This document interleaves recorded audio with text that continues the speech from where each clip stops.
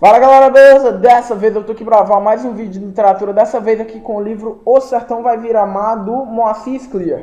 Pois é galera, como eu tava falando, eu tô aqui pra gravar mais um vídeo de literatura do Sertão Vai Virar Mar. Dessa vez aqui a gente já vai pro capítulo 5, galera. E eu estou com o livro de cabeça pra baixo, mentira, eu tô não. Deixa eu ver aqui, capítulo 5. Capítulo 5.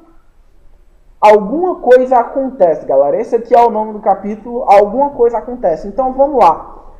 O capítulo começa com o pai do Gui, que é policial, contando que ele viu um cara que ele acha que tem algum problema mental e que ele tá preocupado com esse cara por causa que ele tá pregando uma religião e tal. E aí essa religião não é nenhuma religião oficial, não é uma religião que exista.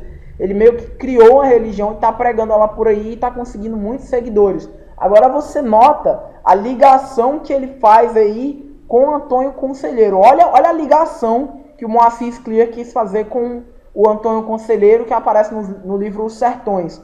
Porque O Sertão Vai Virar Mar é um livro inspirado no livro Os Sertões. E aí olha a ligação aí que ele faz com o livro Os Sertões. Inclusive eu falei no episódio passado, episódio 4, no finalzinho do vídeo, eu dei um resumo básico do que foi a Guerra de Canudos, porque para você entender O Sertão Vai Virar Mar, você tem que entender os sertões. Para entender os sertões, você tem que entender a Guerra de Canudos. Então você não sabe o que é a Guerra de Canudos, não entende muito bem os sertões, vê o episódio passado que você vai entender. Se você já viu o episódio passado, vem comigo. A mãe dele até fala, mas pregar não é crime e tal. E aí o pai dele chega e fala, não, é só por causa que eu tô aqui com um pressentimento e tal. E aí ele fala que o pressentimento dele nunca erra, é o faro policial, né? E aí ele fala que ele logo esquece esse detalhe do pregador, porque tava chegando a Semana da Cultura. E aí ele tava lendo tanto Os Sertões que ele pegou com um livro do Armando, ele pegou uma cópia do livro do Armando, Os Sertões, e ele tava lendo e tava gostando tanto, que ele decidiu fazer o tema da Semana da Cultura do colégio dele, algo relacionado ao livro Sertões, algo relacionado ao Canudos, a Guerra de Canudos, né?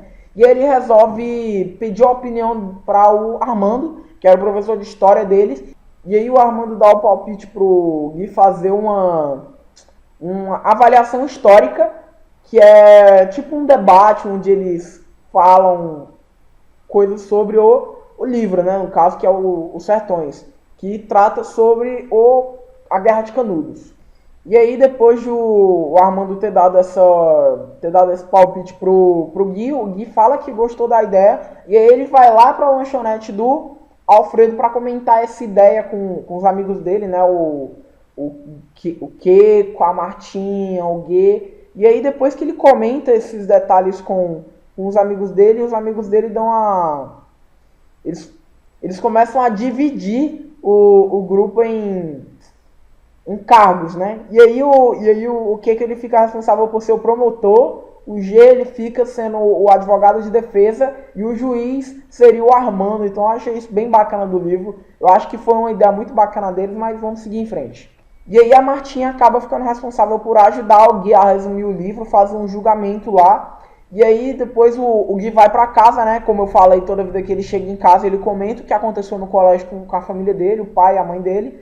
E aí ele comenta com o pai dele que ele teve essa ideia de fazer essa coisa sobre os sertões, essa avaliação histórica, esse julgamento sobre o livro. E aí o pai dele fala que dá a opinião de mais uma vez tentar chamar o Zé, né? Tentar tirar o Zé desse casulo que ele mora.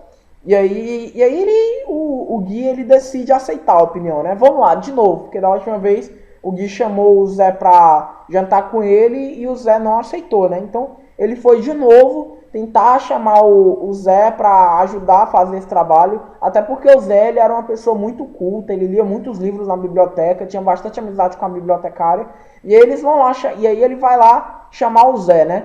Aí o Gui vai lá, né, chamar o Zé, mais uma vez, com medo de levar mais um não na cara, mas ele vai lá, e aí o Zé chega e fala, cara, mas eu não me dou muito bem em grupo, e aí o Gui, cara, tá na hora de você sair desse isolamento, cara, você fica muito isolado no recreio e tal, entra pro grupo aí, cara, vem ajudar a gente. E aí o Zé chega e fala que pede um tempo pra pensar, e aí no dia seguinte ele fala que topa, né, e aí o Gui fica mó feliz e tal, e aí ele acaba aproveitando a oportunidade de chamar o Zé pra ir lá na lanchonete do Alfredo, para eles poderem comentar sobre a ideia, né? Ele falar pro restante da turma que o Zé tinha entrado.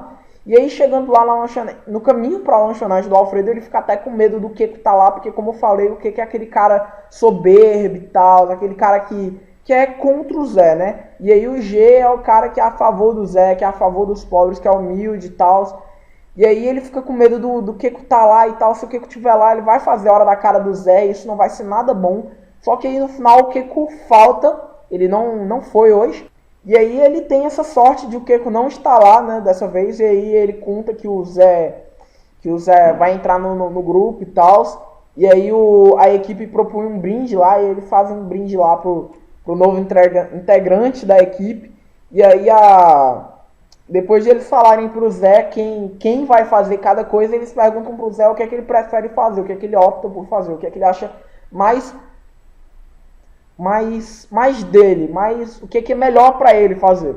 E aí o Zé chega e fala, não, eu já li o livro.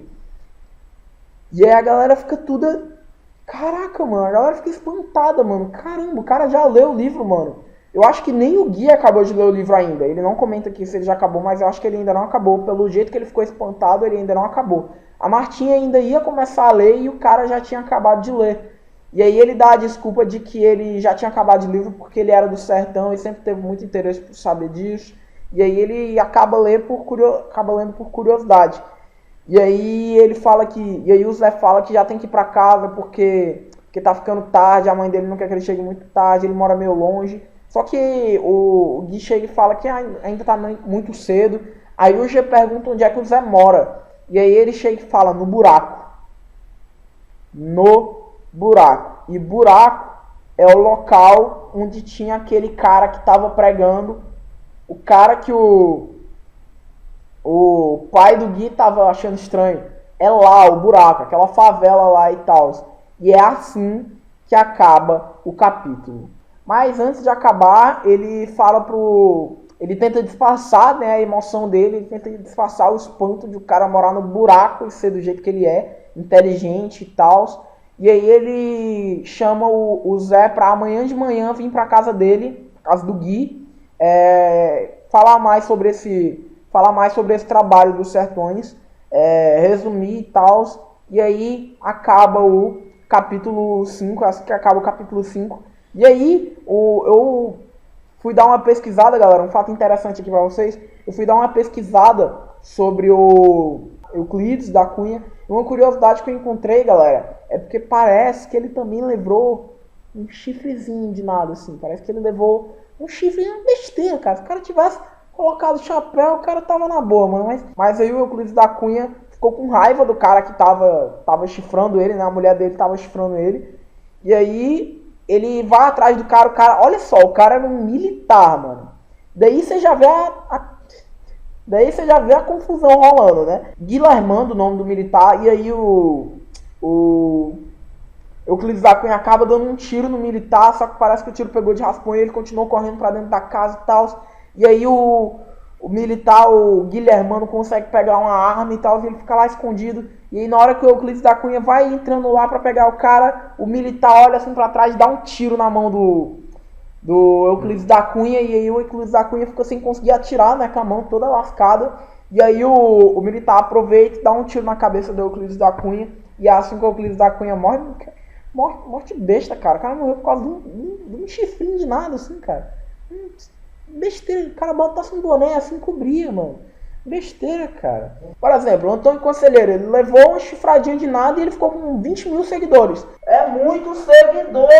Se o cara tivesse vivo hoje, o cara seria a chifrada mais popular da história, cara. Porque 20 mil seguidores por causa de uma chifradinha de nada, poxa, e o Euclides da Cunha teria a chifrada mais lucrativa da história, porque o cara era um ótimo escritor, o cara ganhava dinheiro pra caraca, mano.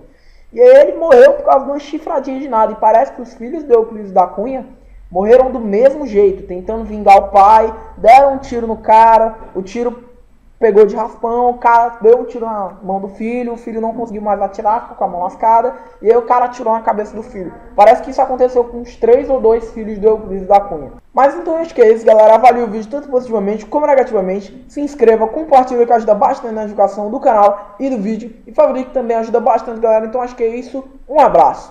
Tchau.